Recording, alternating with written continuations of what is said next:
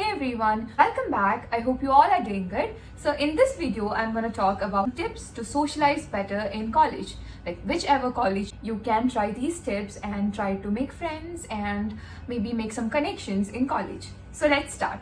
Tip number 1 is to start from your classrooms. Avoid sitting with the same group of people.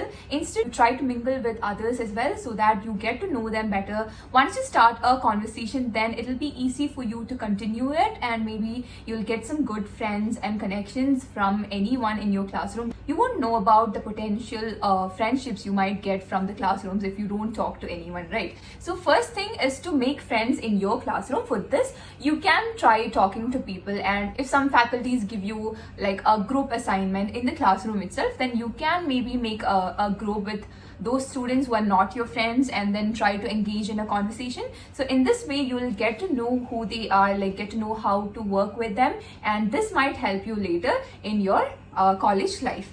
The second thing is to join WhatsApp groups. So if you join WhatsApp groups, you might know what the people are talking about. So if you join WhatsApp groups, maybe a club group or just an unofficial group for the hostel or for the class, if it is an active group, then people might post something or they might be having a conversation about something. So you will get to know what their topics of interest is. While reading the chats, you might even find people who are like you, who have similar interests like you. In that case, you can maybe try to strike a conversation with those people and take it further from there. Some people might have a startup idea or like a project idea which you think you can perform well in. So in that case, you can contact them, like you can DM them and say that you are interested, and then you can proceed from there. This is one way to get hold of some good projects and maybe some connections in the college.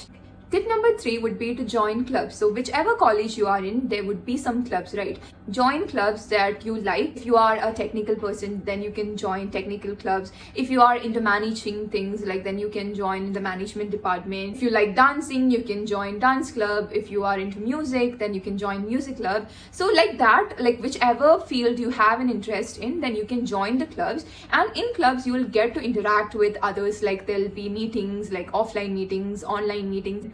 You can't just sit quiet and do nothing if you are joining a club. Club members would definitely make sure that they come up with some fun activities to make you talk. So you can't stay quiet if you join a club. So once you get into a club, start building friendships within the club, and those friends you get in the club, then there will be friends of theirs, right? You will get a lot of mutual friends in other clubs. So it is like you'll get to know people from almost every club in the college. Next tip would be to participate in events. So when you are a part of an event, if you are in the organizing committee or even if you are a participant, that makes a difference. When it comes to event, there are 3 possibilities. One is that you can be an audience, and second possibility is that you can attend an event as a participant, and the third one is that you can be in the organizing committee. So these are the 3 ways in which you can socialize in an event. I go to an event as an audience because I like the concept of the event. I have an interest in that particular event. That is why I go as an audience, right? So when I go there, the people who are sitting with me also have similar interests, right?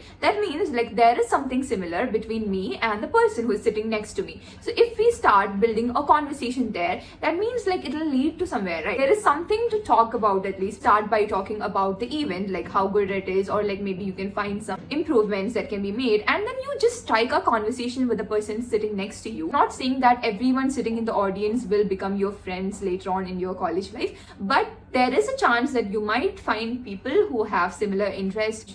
You might even find a potential friendship from there. The second thing is when you join as a participant, especially when it comes to team events, like if it is a competition involving teams and you go there as a participant, you get 2 random people in your team. You don't know them, but as far as you're concerned, you want to win that competition, right? So you start working together, and then maybe you get inputs from everywhere. You will know like, okay, this person is good at this thing. This person has a point. This person is speaking like rationally. This person has a lot of knowledge about these things. Even though they are in your team, you still get to assess these people, and you will know their strengths and weakness. And if a similar competition comes up later in the college life, then you can form a team with the same people and go as a strong team and win the competition. And now, if you are in the organizing committee, there are 2 advantages. One is that you get to socialize with people who are from different departments, who are from different fields, and also you'll get to talk to faculties. So when you are in college, it is very important that you know the students as well as your faculty. If you are in a college and you're not participating in any events or any extracurricular activities, then you will only know the faculties that come to the class to teach you, right? But if you are taking part in the competitions or in events, then you will know other faculties and it will help you later. For example, you are in the EEE department and you have an interest in computer science. Faculties who teach you are maybe specialized in electrical field. So you don't get to know the faculties who are from the computer science background. But if you are a part of the events, then maybe you will get to know a faculty who is in the computer science department. And if you think the faculty is friendly or approachable, then you can maybe go in with an idea and pitch it to the faculty. If they like the idea, then they'll ask you to work with them. The next way to make friends is to engage with your hostel mates. You can start with your roommates and maybe the neighbors, and when you go to the mess, you will meet a lot of people. You can try to build a conversation. The next step is like if you're into sports, like you like playing badminton or you like playing cricket, football. If you see a group of people playing cricket or playing badminton or playing football, then you go to them and then ask them, can I join? And yeah, obviously they'll say yes. So you can maybe start playing with them, and if you are good at it, they'll call you the next time they're gonna play, and then you can join them. You can build a good team and great friendships at the same time. These were the different ways by which you can socialize in college and make friends. The important thing is that you should cultivate a habit of talking to people.